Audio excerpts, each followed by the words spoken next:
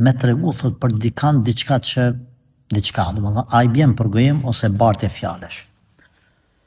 Më sapo e kuptoj pyetjen ka për qëllim pyet si, domethënë je taku me dikan edhe thu filani kështu, tregon diçka për çat filani. Na themi kemi nga dy aspekte duhet me pa, nga aspekti çka po thojmë për ta. Edhe nga aspekti ai tjetri që para neve. Kush është edhe pse po ja tregojmë atij këtë gjë.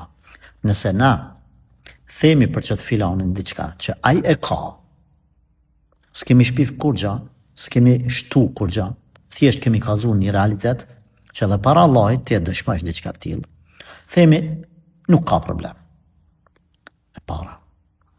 E dyta, nëse kemi shtu komplet ngjarjen, ose i kemi shtu detaje, pra e kemi trillu ngjarjen, ose ngjarja e vërtet, po i kemi shtu një 5%, një 20%, kemi gjëna qatë sa e kemi shtu, sa kemi trillu, qatë shpifja. Kjo e para. E dyta, ka të bëj karshi kuj po e kallzon këto sane, po i tregon për këtë personin, që s'është i praneshëm. Qaj që e ke për para teje, që po i tregon, çfarë dobi e ka, a të të pytaj në sen, edhe a ka dobi ti mja tregu që ato sen, apo jo. Thjesht ka një revullin tavolin, për këtë muhabet tjetër ti hen edhe bën gibet për dikan. Për çka pe qilesh? Apo ka ardhur për me të pyet, o zotëri i nderuam, anja filan fistekin, se po du me feju qikën për ta, ose po du me marrë në punë, ose po du me bo biznes me ta, ose me i shit diqka, ose me i blet diqka.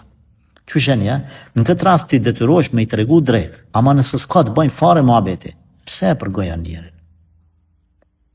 Pra, më varën disa situata, mundet më konë përgojim, ose bartje fjalesh mundet mos më konë.